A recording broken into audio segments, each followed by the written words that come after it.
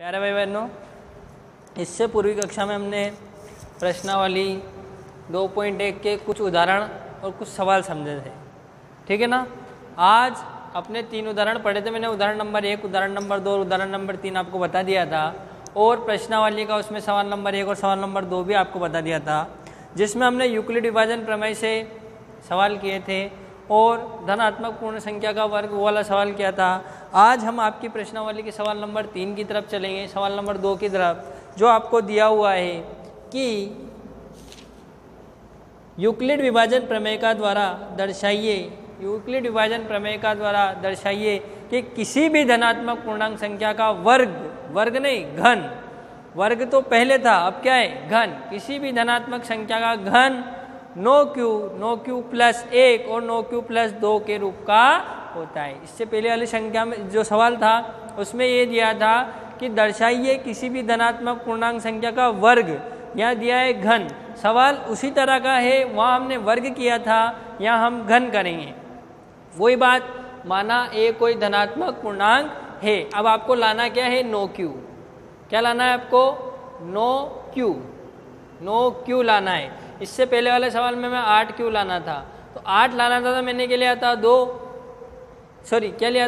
4 लिया था। 8 लाना था तो क्या लिया था 4। अब 9 लाना है तो अपन क्या लेंगे 3। ध्यान रखना, अगर 8 लाना है तो 4 लेंगे, 9 लाना है तो 3 लेंगे। क्लियर। अब हमें लाना है नो क्यू दिया है ना, तो हम क्या मानेंगे एम। अगर एम पूछे तो क्यू मानो और क्यू पूछे तो एम मानो। जैसे यहाँ उसने हमसे क्यू पूछा, इसलिए हमने क्या माना एम, और माना ए कोई धनात्मक पूर्णांक है। यह धनात्मक पूर्णांक 3m प्लस 1 और 3m प्लस 2 के रूप का होगा। जैसे इससे पहले वाले सवाल में हमने वर्ग ज्ञात करना था, तो हमने क्या माना था 4m प्लस 1 और 4m प्लस 2 के रूप का होगा, क्योंकि वहाँ भी हमें क्या लाना था क्यू लाना था। क्या लाना था क्यू। जो लाना हो उसके अलावा आप कुछ भी मान सकते हो। क्यू लाना है तो क्यू नहीं मान सकते, उसके अलावा कुछ भी मान सकते हो। जरूरी नहीं एम मानो, ए मानो, बी मानो, सी मानो, डी मानो, फलाना मानो, ढीमका मानो, जो आपकी इच्छा पड़े वो मानो, लेकिन क्यू नहीं मानना है। अगर क्यू पूछा है तो क्यू नहीं मानना है, और एम पूछा है तो एम नहीं मानना है। जैसे यहाँ क्यू पूछा था तो मैंने क्यू नहीं माना, एम माना तो क्या लिख दिया 3m प्लस 1 3m प्लस 2 के रूप का होगा। क्लियर। सबसे पहले वही a बराबर लेंगे 3m, लिख दिया a बराबर 3m। अब हमें सवाल में उसने क्या कहा कि घन ज्ञात करना है, तो a बराबर 3m क्या कर देंगे हम, दोनों पक्षों का घन करने पर। जैसे इससे पहले वाले सवाल में हमने क्या किया था, दोनों पक्षों का वर्ग करने पर। इधर आ गया a का क्यूब, इधर आ गया 3m का क्यूब। a का क्यूब a और 3 का हो गया 27m क्यूब। अब हमको लाना है 9 लाना है, इसलिए मैंने इसको इस तरह से लिख दिया 9 कोष्टक 3m क्यूब। इसको वापस करोगे तो 9 तिया 27 आ गया। मुझे 9 लाना है तो ये 9 तो आ गया। अब मुझे ये हटाना है ना, क्योंकि ये लाना ही नहीं है सवाल में, ये हटाना है, तो इसको मैंने क्या मान लिया क्यू। जो हटाना उसको क्यू मान लो, तो मैंने इसको क्यू मान लिया। क्यू बराबर 3m क्यूब, ठीक है। तो a क्यूब बराबर 9 और इसकी जगह हम क्या लिख देंगे क्यू, ये आ गई नंबर 1। क्लियर। अब a बराबर लेंगे हम 3m प्लस 1, ये बराबर 3m प्लस 1। दोनों पक्षों का क्या करने पर घन, पहले वर्ग करा था, अब क्या करेंगे घन। तो इधर तो आ गया a का क्यूब, इधर आ गया 3m प्लस 1 का होल क्यूब। अब ये सूत्र लिखा मैंने यहाँ पर, ये सूत्र होता है आपके पास कि a प्लस बी का whole cube, a plus b का होल क्यूब बराबर होता है a cube plus b cube plus 3a square b plus 3ab square. तो a की जगह तो a क्यूब आई गया, तो अब a क्यूब, तो a क्या है 3m का क्यूब, प्लस b क्यूब, तो b क्या है 1 का क्यूब, प्लस सूत्र में है 3, तो 3a का स्क्वायर, तो a क्या था 3m, तो 3m का स्क्वायर, b क्या था 1, प्लस 3a था 3m, b क्या था 1 का स्क्वायर। a क्यूब ऐसा कैसे, 3 का क्या हो गया 27, 1 का हो गया 1, प्लस 3 का 3, इसका हो गया 9m स्क्वायर, 1 ऐसा का ऐसे ही, 3 ऐसे का ऐसे ही, 3m ऐसे कैसे 1 का स्क्वायर हो गया 1। a cube 27m cube. अब 1 लाना है हमें, जो सवाल दिया है उसमें हमसे पूछा है नो क्यू प्लस 1 पीछे आ रहा ना, तो इस 1 को भी मैंने पीछे पटक दिया, इस 1 को का पटक दिया है पीछे। यहाँ आ गया 27m क्यूब 9 तिया 27m स्क्वायर प्लस 3 तिया 9m और ये एक पीछे।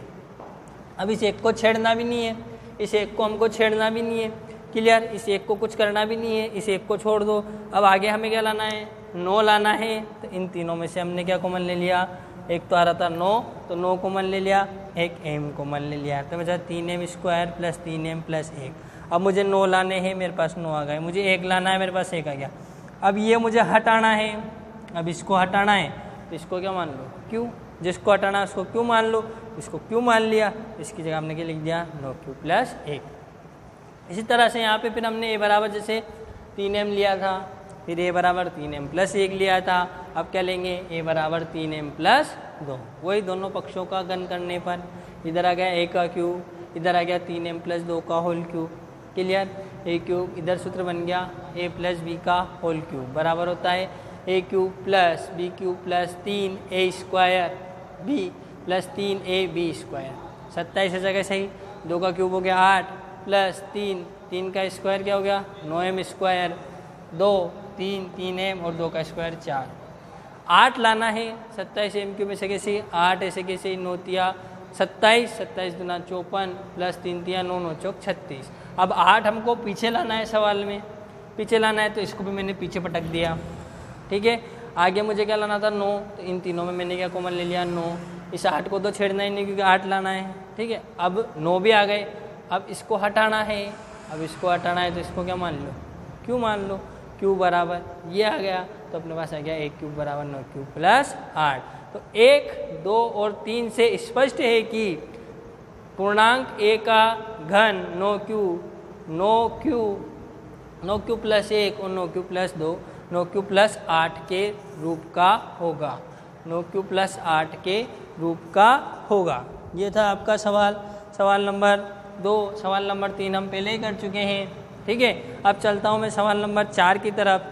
सवाल नंबर 4 बहुत सिंपल है। निम्नलिखित संख्याओं युग्मों का यूक्लिड विभाजन विधि द्वारा लस मस ज्ञात कीजिए या HCF ज्ञात कीजिए। कैसे, 210 और 55 यूक्लिड विभाजन प्रमेय है, यूक्लिड विभाजन विधि है। तो यहाँ बड़ी संख्या में जो बड़ी संख्या है उसमें छोटी संख्या का भाग देते हैं। तो 210 और 55 इनमें से बड़ा कौन है, 210 है। तो 210 में हम किसका भाग देंगे, 55 का।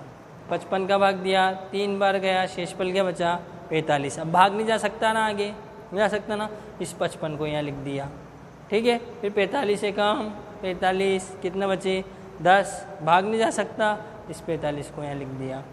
10 चौक 40 कितने बचे 5, भाग नहीं जा सकता है, ठीक है। फिर 10 को यहाँ लिख दिया, 5 दूनी 10, क्या बचा, जब तक 0 0 नहीं आए तब तक भाग देते जाना है।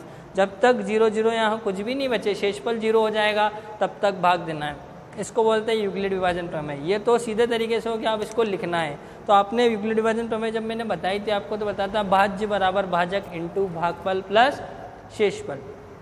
पहली स्टेप में भाज्य क्या था 210 बराबर भाजक क्या था 55 इंटू 3 और शेषफल 45, ये लिख दिया मैंने। ये होगी पहली स्टेप। फिर दूसरी स्टेप में आ जाओ, पहली वाले को भूल जाओ, ठीक है ना। इसमें भाज्य क्या है 55, भाजक क्या है 45, भागफल क्या है 1 और शेषफल क्या बचा 10। हो गया दूसरी स्टेप। ये देखिए दूसरी स्टेप यहाँ लिख दी मैंने। फिर तीसरी स्टेप में आ जाओ, ठीक है। भाज्य क्या था 45, भाजक क्या था 10, भागफल क्या था 4 और शेषफल कितना था 5 आ गया। फिर चौथी स्टेप में आ जाओ, ठीक है। भाज्य 10, भाजक 5 और भागफल 2, ठीक है। तो जहाँ 0 आया, 0 यहाँ पर आया, तो इसका HCF क्या हो गया 5। तो 210 और 55 का HCF 5। अगला सवाल 420, 130, वही 420 में 130 का भाग दिया, 30 बचे। अब भाग जा सकता है क्या, नहीं जा सकता है। ये हो गई आपकी पहली स्टेप, मैंने यहाँ पहली स्टेप लिख दी, भाज्य बराबर भाजक इंटू भागफल प्लस शेषफल। फिर दूसरी स्टेप में आ जाओ, ठीक है। अब भाज्य क्या है 130, ये 130 भाग दिया इसका, तो ये तो आ गया भागफल और ये बच गया शेषफल। ये दूसरी स्टेप आ गई, भाज्य बराबर भाजक इंटू भागफल प्लस शेषफल। फिर तीसरी स्टेप में आ जाओ।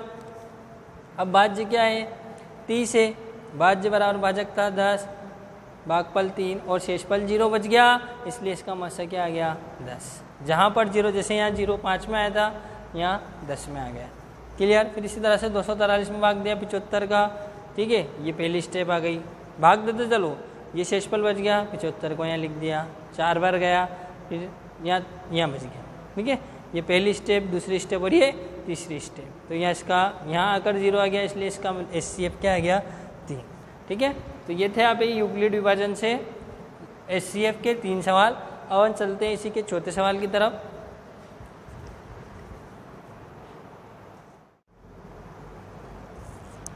चलते हैं अगले सवाल की तरफ अपन। अगला सवाल अपन को दिया है 135,225, वो यूक्लिड विभाजन प्रमेय। तो 225 में भाग दिया किसका, 135 का, दे दिया भाग, कितने बचे 90, ठीक है। 90 शेषफल, अब 90 में भाग जा ही नहीं सकता आगे, 135 यहाँ आ गए। फिर 90 का भाग दिया, इसमें कितने बचे 45, अब 45 में 90 का भाग नहीं जा सकता, तो 90 यहाँ आ गया, ये 2 आ गए, ठीक है। पहली स्टेप वही भाज्य बराबर भाजक इंटू भागफल, ये पहली स्टेप, दूसरी स्टेप, ये दूसरी स्टेप, ये तीसरी स्टेप, वो कि वो सेम कंडीशन है, ठीक है। तो यहाँ आकर सवाल 0 आ गया है, शेषफल 0 बच गया, इसलिए इसका HCF क्या हो गया, इसका HCF 90 नहीं, इसका HCF हो गया 45, क्लियर। अगला सवाल है 196 38,220, तो 38,220 में 196 का भाग दिया, एक बार गया, ठीक है, कितने बचे 1800, 186, ऊपर से क्या उतरा 2। अभी भाग जा सकता है इसमें क्योंकि संख्या बची हुई है, तो जब तक भाग जाए भाग देना है, भाग नहीं जाए तो फिर नीचे लाना है। फिर भाग दिया अपनों ने, कितनी बार गया 9 बार, फिर बचे 98, ऊपर से उतारी 0, तो 195। तो सवाल यही खत्म हो गया, शेषफल इसी से 0 आ गया। जैसे यहाँ इससे शेषफल 0 नहीं आ रहा था, शेषफल 0 किससे आ रहा था 45 से, तो यहाँ 196 से ही 0 आ गया, ठीक है ना, 196 से ही 0 आ गया। तो एक ही स्टेप हुई, तो ये तो हो गया भाज्य, ये हो गया भाजक, ये हो गया भागफल और ये हो गया शेषफल, ठीक है। तो इसका जो HCF आया वो HCF क्या गया 196, क्योंकि 196 से ही भाग गया, ठीक है। अगला सवाल है 867,255, वही 867 में 255 का भाग दिया, ये आ गया। अब शेषफल बचा 102 बचा, ये तो बड़ा और ये छोटा, भाग जा ही नहीं सकता, इसको यहाँ ले आए। फिर 102 का 2 बार गया 204, फिर आ गया 51, अब भाग फिर नहीं जा सकता, तो 102 यहाँ आ गया, 51 का भाग गया 2 बार, कितना आ गया 102। ये हो गई आपका पहला स्टेप, ये हो गया दूसरा स्टेप, ये हो गया तीसरा स्टेप, पहला दूसरा तीसरा, तो इसका HCF क्या गया 51, ठीक है। आखिरी सवाल था आपके पास, बहुत अच्छा सवाल है। उसने हमसे कहा है कि 408 और 1032 का मस। पहले तो जो उसने कहा कि 408 और 1032 का मस, तो सबसे पहले तो हम 1032 और 408 का क्या याद करेंगे मस, वही अपनी विधि। 1032 में 408 का भाग दिया, ये शेषफल बचा, ये बड़ा है, छोटा भाग नहीं जा सकता, ये यहाँ आ गया। फिर एक बार गया, ये बचा, फिर भाग नहीं जा सकता, ये आ गया। 192 से फिर ये 24 बचा, तो ये आ गया, यहाँ 0 आ गया, तो इसका मसा क्या आ गया 24। ये थी पहली स्टेप, ये दूसरी स्टेप, तीसरी स्टेप और ये चौथी स्टेप, 1 2 3 4, तो इसका HCF क्या आ गया 24 आ गया, HCF 24। अब सवाल में आगे क्या कहा उसने कि HCF को 1032 x माइनस 408 इंटू 5 के रूप में व्यक्त कीजिए। मतलब जो HCF आया उसको इसके बराबर रखिए, 1032 x माइनस 408 इंटू 5 के बराबर में रख दिया बराबर में। ये ऐसा कैसे, इन दोनों का गुणा करा 2040 बराबर 24, ये उधर गए माइनस के थे, उधर गए प्लस के हो गए। 1032 x बराबर इन दोनों को जोड़ा तो 2064, 1032 बटे में चले गए तो कितना आ गया 2, ठीक है। ये थी आपकी प्रश्नावली 2.1, बहुत अच्छी प्रश्नावली थी। इस तरह के सवाल आपसे ज़्यादा पूछे भी जाते हैं, ठीक है ना, जो विभाजन एल्गोरिथम है मसक याद करने का, इस तरह के सवाल आपसे ज़्यादा पूछे जाते हैं। तो आप इन सवालों को करिए, समझिए, फिर मिलते हैं अपन अगली कक्षा में। धन्यवाद।